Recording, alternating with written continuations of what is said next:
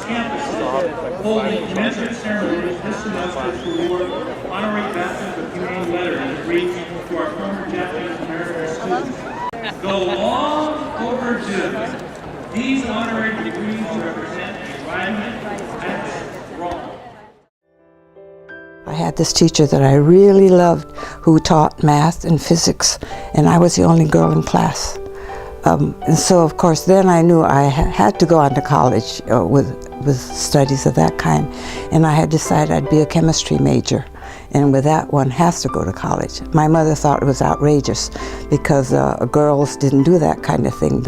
She wanted me to become a clerk, I think, and take up bookkeeping, and that was not my interest.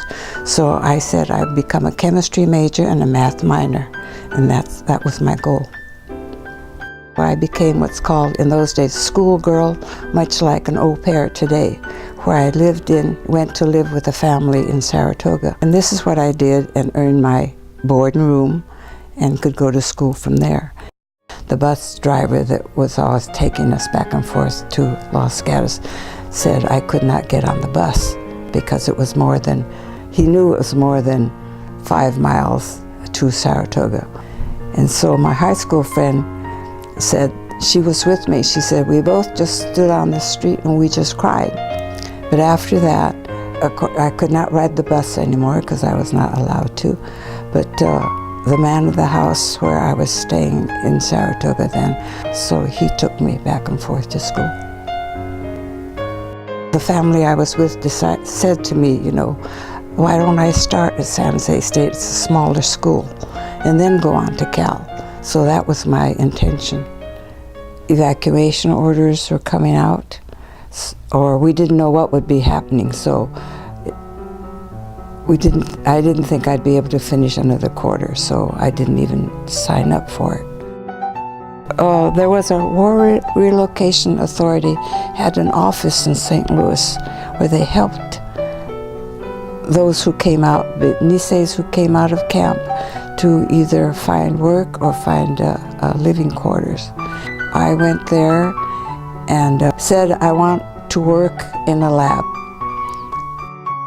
I lived in a boarding house where most of the girls were students at St. Louis U medical school, studying to be lab technicians, and they came from all over. One time that changed hands and we didn't like the new owner, and so we all moved out. My understanding was some of the girls would find a place, and when they found it, they would call me. Well, it turned out after a month or so, they didn't have the gumption or the nerve to be able to tell me they didn't want me until somebody decided they had to tell me.